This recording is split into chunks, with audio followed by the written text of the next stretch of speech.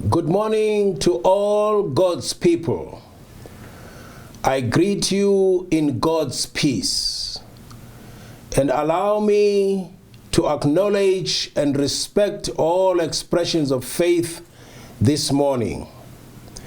May I also, with respect, thank all our religious leaders, to mention our Archbishop of the Anglican Church in Southern Africa, His Grace Archbishop Makgoba, who expressed words of prayers and encouragement to our men and women in uniform. This year Easter will be very different than the traditional religious celebrations. Even so, let us enter into the new season with the objective of fulfilling God's will in honoring the one who gives us greater opportunities than we deserve. As I was pursuing and pondering over God's holy word, I directed my thoughts to this very insightful exhortation of St. Paul to Timothy. This is a very revealing verse, in particular in these times of fear and uncertainty. It is a strong exhortation from Paul to Timothy that faith in God and not fear ought to be the first and the last line of our defense. It is an awesome message to all of us in these days of uncertainty. Paul writes, God has not given us the spirit of fear, but of power, of love, and self-discipline.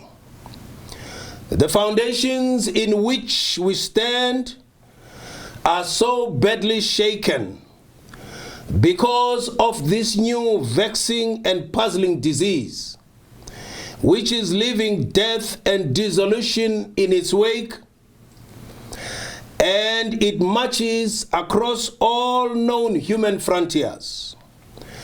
It brings fear and dread in its wake, and at the same time ushering in a new kind of consciousness that is rapidly altering life as we know it. It transcends every race, creed, and color.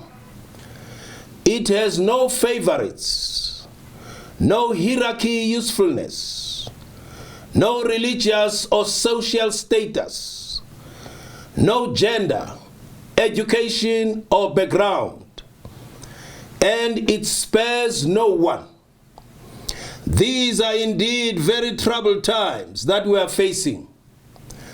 The days in which we live have an intensity and complexity such as eclipse that of all former times. All of human life, as we know, it is at risk. The need is great and the issues are tremendous. It is the world that is at one of those hinge periods when it seems that something new and unknown is coming to the fore. It is a strange and scary time. The old things that were so firmly fixed are shaking and crumbling beneath our feet. Faith in our God will enable us to overcome and surmount whatever the obstacles. Faith in God should be our first and last line of our defense. As the Holy Book says, if you do not stand firm in your faith, you will not stand firm at all. There is nothing more traumatizing for human beings than to feel out of control. In a crisis, the only asset we have is our faith and our integrity. In these days, there is a lot of fear among people. People in all ages of history have fought their fears in one way or another. But the only thing that really conquers fear, is faith in our Lord, our God. It can be truly said that today we live in a world which seems to be beset and governed by fear. Fear, it seems, has become the fact of life. Fear is no respecter of persons. Many psychologists tell us that the most common and subtle of all human disease is fear. We fear the future, danger, war, diseases, and even death. We are afraid of disappointments and failures. Faith is our wonderful link with God. Our faith is a down payment on the future, and we have to trust invisible God's future. I believe there's every reason for hope amidst our sorest trials. The God who spoke still speaks. He is the God who still comes into our world. He is still the God in whose presence our souls take delight, the God on whom in affliction we call.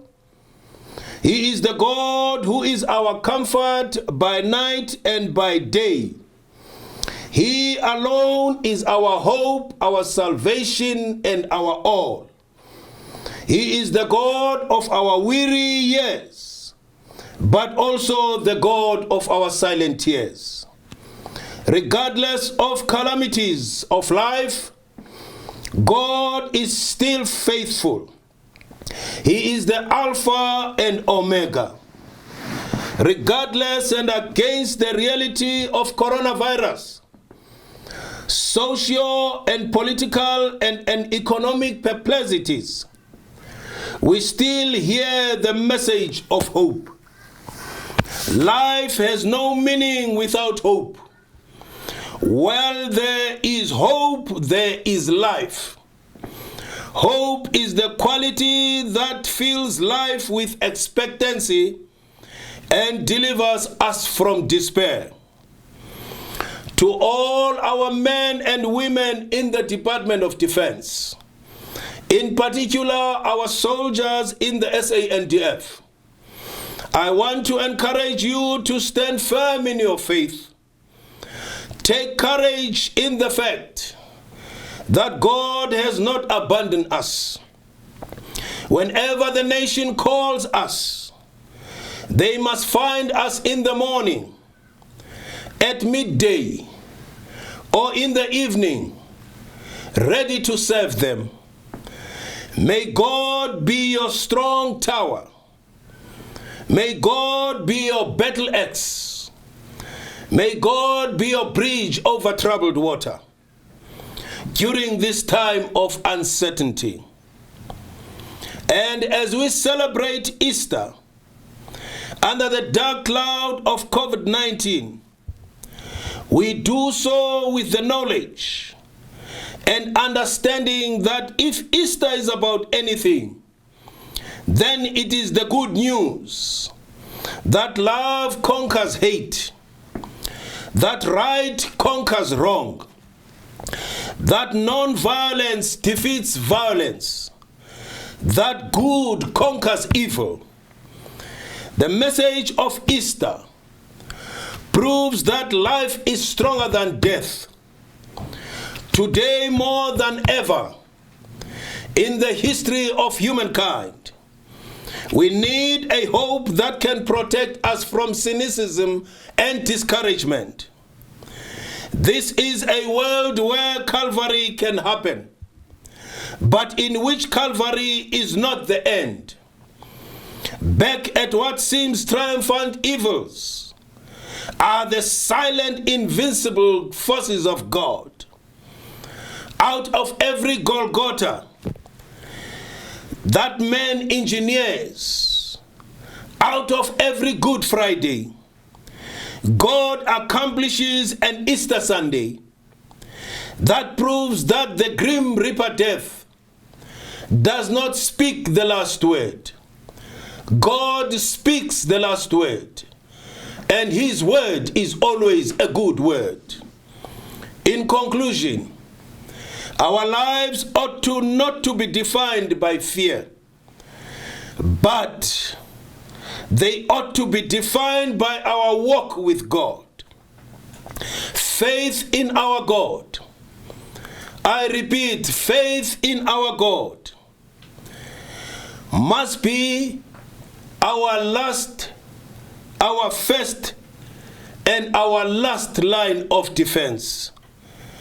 Glory be to God. May God bless you all in these times of uncertainty. God bless you all. I thank you.